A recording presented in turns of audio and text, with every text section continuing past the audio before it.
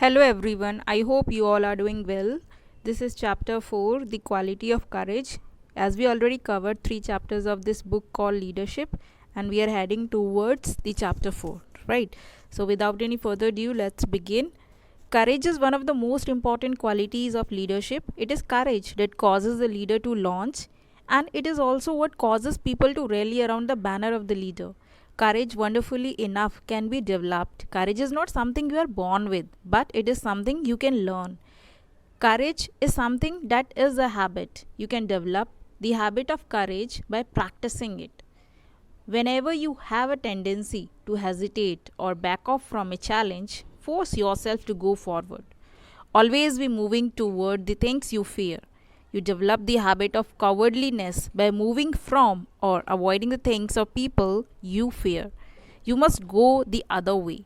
Every day, you must make it a habit to confront the things you fear, to face the people or situations you fear.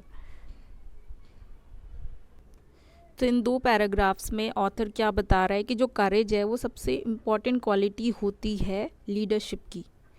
One of the most important qualities of leadership is courage. Courage ऐसा नहीं है कि हर किसी के पास पहले से ही होती है या जन्म से ही वो करेजियस होता है person. Courage is not something you are born with, it is something you can learn. Courage क्या है, सीखी जाती है. It is not something you are born with, it is something you can learn. So, in order to make it a habit, you have to practice it. You can develop the habit of courage by practicing it.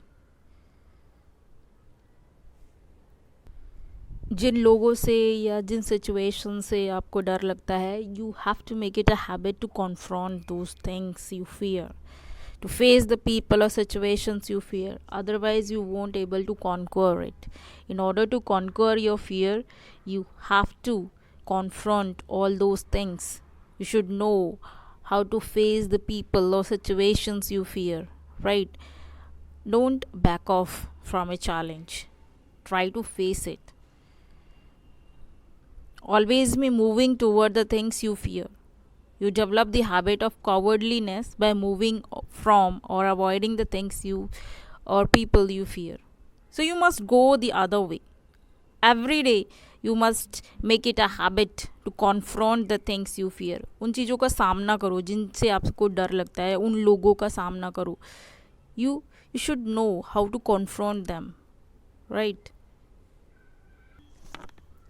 Each time you face a fear and conquer it, your courage grows. Eventually, just by continually doing the things you fear, you'll no longer fear anything. One of the keys to courage is boldness. One of my favorite lines is, act boldly and unseen forces will come to your aid. I have worked with many men and women who have had great success in business and who had limited talents and abilities and resources, yet they had the capacity to launch themselves whenever they got an opportunity. Somehow, when you launch yourself continually, things seem to work for you.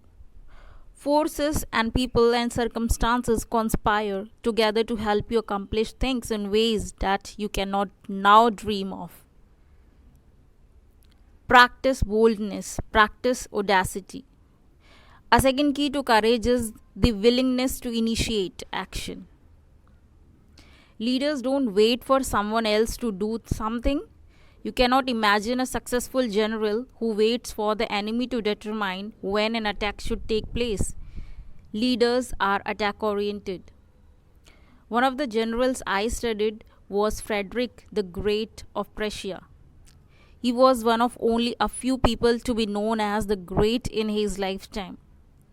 Whenever he met the enemy, no matter how big the forces, he attacked. If you were an enemy force facing Frederick of Prussia, when he came across you, he could attack. If he had 10,000 men and you had 70,000, he would attack you. His motto, De laudes et todos de laudes, audacity, audacity, always audacity. Now, of course, he lost a lot of battles, but he won the critical ones and became one of the foremost rulers of his days.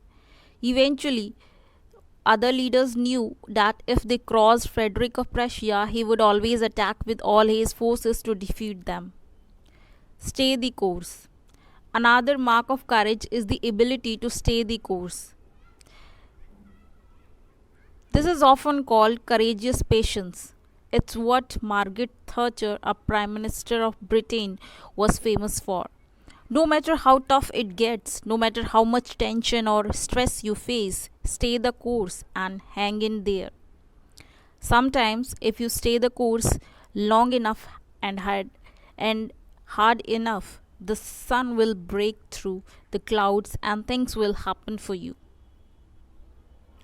When Germany seemed poised to defeat England and win World War II, Winston Churchill made it made his most famous speech in which he said, "We'll never surrender."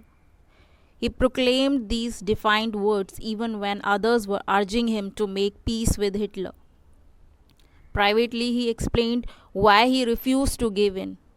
"I study history," he said, "and history tells you that if you hold on long enough, something always happens."